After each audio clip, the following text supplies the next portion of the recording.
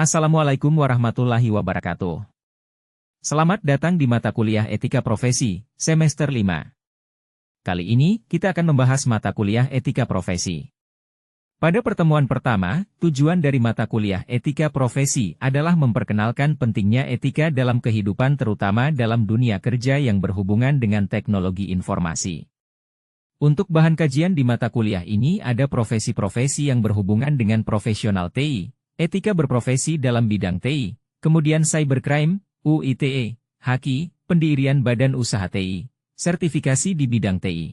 Sebelum kita membahas tentang etika profesi, kita akan membahas dulu tentang norma. Manusia itu adalah ciptaan Allah Subhanahu wa Ta'ala. Manusia mempunyai berbagai macam kebutuhan, di antaranya adalah kebutuhan untuk berinteraksi dengan manusia lainnya. Manusia mempunyai hak dan kewajiban. Manusia bisa berbuat kesalahan dan melakukan penyimpangan atau pelanggaran norma-norma sosial. Untuk memulihkan ketertiban dan menciptakan kestabilan diperlukan sarana pendukung yaitu organisasi masyarakat yang dalam pelaksanaannya dilandasi oleh kode etik tertentu sesuai dengan tujuan dari organisasi tersebut. Apakah yang menjadi dasar norma moral untuk mengakui perbuatan baik atau buruk? Magnus Suseno, 1975, mengemukakan kebiasaan sebagai dasarnya. Tetapi, Hobbes dan Rousseau, 1995, mengemukakan kesepakatan masyarakat sebagai dasar pengakuan perbuatan. Menurut Kraft, 1991, terdapat dua norma yang berkembang, yaitu norma umum dan norma khusus. Norma umum terdiri dari 1. Norma sopan santun, 2. Norma hukum, 3. Norma moral. Norma khusus merupakan aturan yang berlaku dalam bidang kegiatan atau kehidupan dalam lingkup lebih sempit. Selain dari kebiasaan dan kesepakatan masyarakat, ada beberapa kriteria lain dari beberapa aliran yang digunakan untuk menyatakan perbuatan moral itu baik atau buruk. Aliran Hedonise. Aristippus penditi mazhab Cirene 400 sebelum Masehi, Epicurus 341.271 sebelum Masehi. Perbuatan manusia dikatakan baik apabila menghasilkan kebahagiaan bagi dirinya sendiri atau orang lain. Perbuatan itu bermanfaat bagi semua orang. Aliran Utilisme. Jeremy Bentham 1742-1832, John Stuart Mill 1806-1873. Perbuatan itu baik apabila bermanfaat bagi manusia. Buruk apabila menimbulkan mudarat bagi manusia. Kata kebudayaan berasal dari bahasa Sanskerta, yaitu budaya, yang merupakan bentuk jamak dari budi atau akal. Kebudayaan diartikan sebagai hal-hal yang berkaitan dengan budi dan akal. Sedangkan dalam bahasa Inggris, kebudayaan dikenal dengan nama culture, yang berasal dari kata Latin colere, yaitu mengolah atau mengerjakan. Menurut Andreas Epping, culture atau kebudayaan mengandung keseluruhan pengertian, nilai, norma, ilmu pengetahuan, serta keseluruhan struktur-struktur sosial religius, dan lain-lain. Tambahan lagi segala pernyataan intelektual dan artistik yang menjadi ciri khas suatu masyarakat.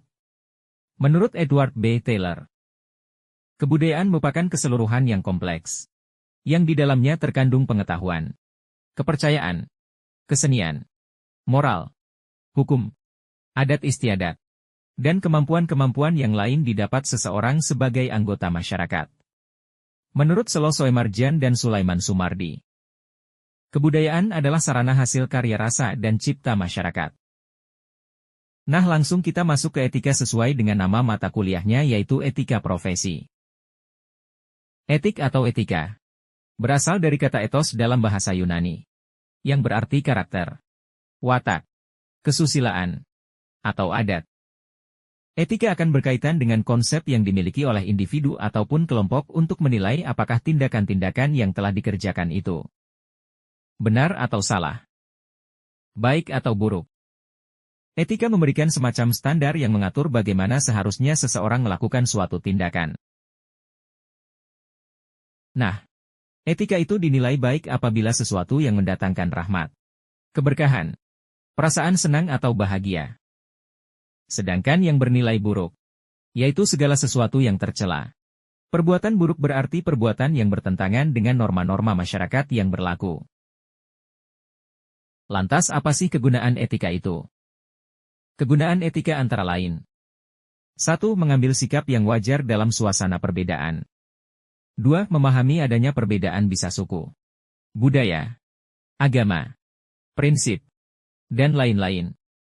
3. Mampu menyesuaikan dengan dampak modernisasi yang membawa perubahan yang berbeda. Terus yang berikutnya yaitu penuntun kehidupan. Berikut ini prinsip-prinsip etika. Yang pertama, prinsip keindahan. Etika manusia berkaitan dengan nilai-nilai keindahan. Yang kedua, prinsip persamaan. Hakikat manusia menghendaki adanya persamaan antara manusia satu dengan yang lain. Yang ketiga yaitu prinsip kebaikan. Segala sesuatu yang menimbulkan pujian manusia. Kebaikan tatanan sosial, ilmu pengetahuan, agama dan lain-lain. Yang keempat yaitu prinsip keadilan. Adanya kemauan yang tetap dan kekal untuk memberikan kepada setiap orang apa yang semestinya. Yang kelima prinsip kebebasan, yaitu menginginkan keleluasaan bertindak berdasarkan pilihan. Dan yang keenam yaitu prinsip kebenaran. Segala sesuatu harus dapat dibuktikan kebenarannya. Berikut ini ada dua macam etika. Antara lain ada etika deskriptif sama etika normatif. Apa sih etika deskriptif itu? Etika deskriptif merupakan etika yang berbicara mengenai fakta, yaitu nilai dan pola perilaku yang membudaya di masyarakat, berkaitan dengan membuat atau mengambil keputusan. Sedangkan etika normatif adalah merupakan etika yang memberikan penilaian atau himbauan tentang bagaimana harus bertindak sesuai dengan norma yang berlaku, berkaitan dengan tindakan untuk melakukan atau tidak melakukan. Berikut ini ada perbedaan antara etika versus etiket. Etiket adalah sopan santun, misalnya bertutur kata yang lembut. Contohnya, ada pejabat yang bertutur kata lembut, tetapi ternyata melakukan tindak pidana korupsi. Pejabat itu beretiket baik karena tutur katanya lembut, namun tidak mempunyai etika karena melakukan tindak korupsi. Lantas apa perbedaan etika dan etiket? Etika berasal dari bahasa Yunani, ethos, yang artinya watak karakter atau adat kebiasaan. Sedangkan etiket berasal dari bahasa Inggris, yaitu ethics, dan bahasa Perancis, etiquette, yang artinya sopan santun. Etika menyangkut suatu perbuatan boleh atau tidak, benar atau salah. Sedang etiket menyangkut cara melakukan sesuatu kepada orang lain. Etika berlaku kapan saja, sedangkan etiket berlaku jika ada saksi. Etika absolut, etiket relatif. Etika memandang manusia secara lahir dan batin, sedangkan etiket hanya memandang lahirnya saja. Kemudian kita membahas mengenai pekerjaan dan profesi. Pekerjaan adalah suatu aktivitas manusia untuk memenuhi kebutuhan hidupnya. Sedangkan profesi, pekerjaan yang mengharuskan perilakunya memiliki pengetahuan yang diperoleh dari pendidikan formal, keahlian dan keterampilan tertentu yang diperoleh melalui praktek dan pengalaman kerja. Pada orang yang terlebih dahulu menguasai keahlian tersebut, profesi adalah bagian dari pekerjaan. Tidak semua pekerjaan adalah profesi. Profesi mempunyai karakteristik sendiri yang membedakan dari pekerjaan lainnya. Berikut ini ada diagram etika, profesi, dan profesionalisme. Profesionalisme adalah sebutan yang mengacu kepada sikap mental dalam bentuk komitmen dari para anggota suatu profesi untuk senantiasa mewujudkan dan meningkatkan kualitas profesionalnya. Kemudian profesi merupakan suatu jabatan atau pekerjaan yang menuntut keahlian atau keterampilan dari pelakunya. Sedangkan etika berasal dari bahasa Yunani, yaitu ethos, yang berarti watak kesusilaan karakter atau adat kebiasaan. Ketiganya ini harus seimbang agar bisa menjadi profesi yang ideal.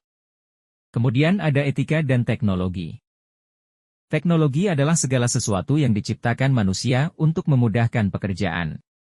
Kehadiran teknologi membuat manusia kehilangan beberapa sense of human yang alami. Nah, itulah bahasan mata kuliah etika dan profesi kali ini, semoga bermanfaat. Terima kasih.